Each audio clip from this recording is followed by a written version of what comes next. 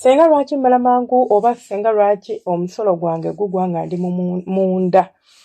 mu mana y'omukyala. Leero kye kibuuzo kye tugenda okuddamu oba z'ensonga ze tugenda okuba nga tutunuulira. Lwaki omusajja abadde atandise ng'ali bulungi tekikuzuuwalira buli bw'obeera ng'oyima bati olutuuka munda n'ozinako papapa ng'akasolo kagwa. Ekisooka kye tugenda okutunuulira, ngenda kutunuulira ebirwadde nga pressure, nti omuntu yenna ng'olinamu obulwadde bwa pressure kiyinza okufuukira ekizibu okubeera nga osobola okubeera ng'ozina omukyala akasolo ne katagwa, nti buli bw'oyingira n'ozinaazinamuko ebiseera ebisinga osobola okwesanga nga ekirwadde kyo kino kigenda ku interferinga. Omuntu alina pressure, omuntu alina ekirwadde kya heart disease oba endwadde y'omutima, nti omusaayi gutuuka ne gwesiba ne gubeera restricted nga tegusobola kubeera nga guflowinga okutuuka eri akasoloko oba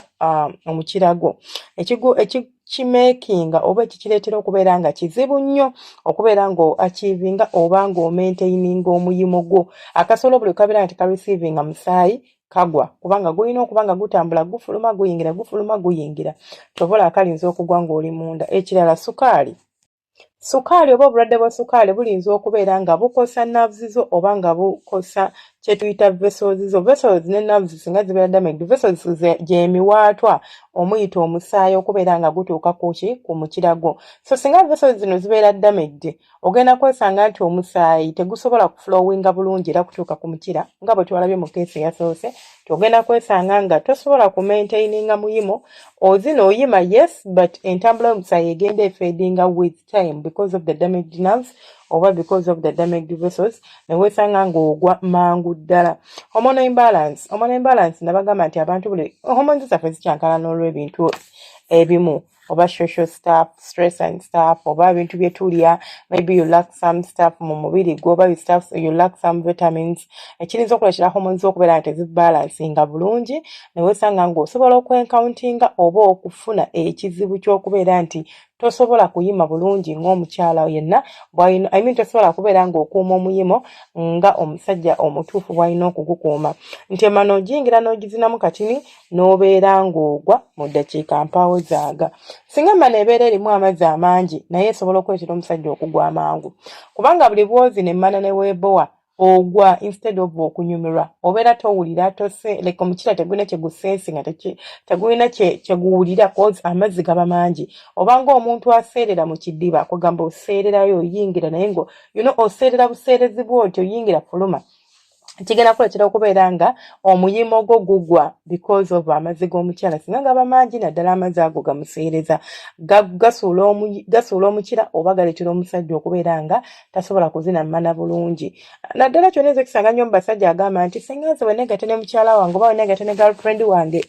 ensonga ziba nnungi, naye bwe ngende wa mukyala bbi oba bwe ngende wa girlfriend wange bbi ensonga ziba mbi, mukyala wange ensonga ziba nnungi. Mistress tebikola oba kaside chick tebikola. Side chick bikola. Kisinziira ku muntu gw'oli okuzina amazzi ge ag'omumana ayina bungi bwenkana ki bujja kubeera nga bukwafectinga mu mbeera eyo. Ekyo emmana singa ebeera ngazi munnange olinza okiwulira nga tekitegeera, naye emmana engazi esobola okusuula omusajja. Era mu abakazi abalina emmana engazi nga ngazi bw'etyo yonna yeereezi mukwano, making sure nti ofunza, kubanga eddagala gyeri erisobola okuyambako okufunza n'obeera nga togaziwa nnyo kubeera nga omusajja atuuka n'okuzina n'agwa. Ate nno n'omala n'omunenya nti talina maanyi ga kisajja naye ng'ate obuzibu buli ku ggwe. Emmana buli bw'eba engazi omusajja n'ayingirayo kigenda kufaanagana ng'oli alina amazzi amangi, nti bw'akuyingiza omukira aba tawulira bisenge bya mmana. Omusajja yenna alina okubeera ng'afiiringa ebisenge by'emmana yo okuba ng'akiipinga omuyimo, nti aba teyeebowa ng'akuzina,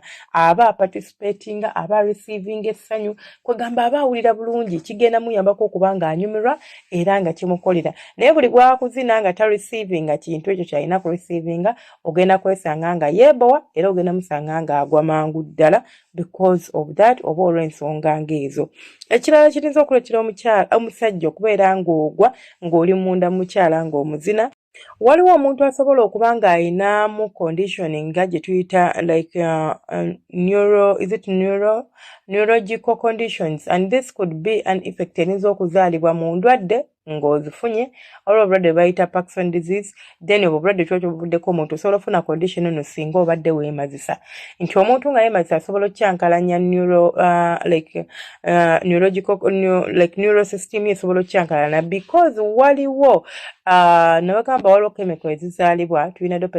kuliko dopamine kuliko serotonin nga ziyambako omusajja okubeera nga maintaining omuyimo oba nga okwasaganya ensonga z'okwepimpina kati buli wezizaalibwa oluusi mu bungi oba mu butini zisobola okubeera nga zidamaginga nerve cells zo. Nerve cells zikuyambako okubeera nga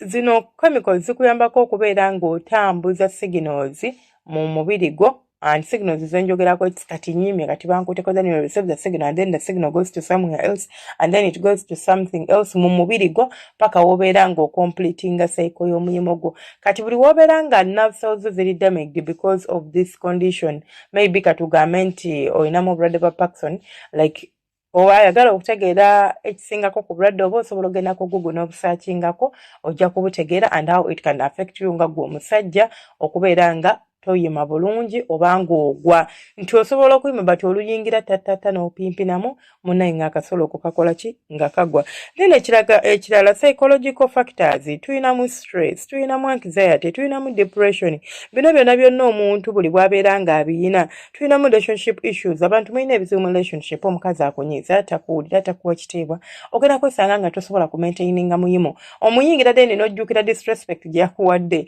omuyingira n'ojjukira nti yakuvumye n'onyiiga n'obeera ng'owulira toyagala dde okumutunako bayadde okwegatta naye mu nsonga z'okwepimpina kisobola ntyo okuaffectinga mu mbeera bw'etyo so n'ekyo osobola okitunuulira n'omanya nti kino kiyinza okunviirako obuzibu in this kind of situation then n'ekirala abantu abamu mulina kye tuyita performance anxiety nti oluyingira omukyala bw'oti otandika okuwulira ng'oli anxious oba ngenda kukola ntya leero oba bannange oba kuga n'otandika okufugitinga n'otandika okubeera nga weeteeka ku pressure eri unnecessary munnange akasolo ko tekasobola kugumiikiriza pressure eyo kagwa bugwiwe pu n'obeera nga tokyayina kyakuzangulu then n'obukoowu busobola okuleetera okugwa amangu omubiri gwo gukoowa osobola okubeera okola nnyo osobola okuba teweebaka bulungi n'ofunamu ka fatigue nti oluyingira omukyala bw'oti opimpinamu emirundi 2-3 jjukira oyingiza maanyi oyingira oyina amaanyi kati amaanyi ago ne gadraining otwanyi twonna otubaddemu unless nga omukyala omutandise mpola kyova nabagamba mukyala si wakupapira buli bw'oyingira ne full force ng'omubiri gubadde mukoowu gukoowa mangu ne gugwa ate omubiri gwe gugwa akasolo kagwa si gwagwo akacontrollinga n'oba oyagala kasigale nga kakola kika kyayima emyaka your age factor could be your age oba emyaka giyinza okuba nga efactor ekyankalanya embeerayo ng'okuze mu myaka tokyasobola bintu ebyo munnange abantu wetukula naffe abakyala bitwaffectinga tebyaffectinga abasajja mwekka tusisinkana oba twesanga nga naffe okula n'ogenda menopause n'oba tokyalina bwagazi tokyalina ki kwegamba nga bisobola okuaffectinga mu mbeera bwetyo byebimu ku bintu bye tutunuulidde oba zezimu ku factors zetutunuulidde zisobola okuviirako omusajja okubeera nga asobola okugwa mangu ng'ayingidde omukyala mubeere bulungi omukama abankuumire temujjanga okwo.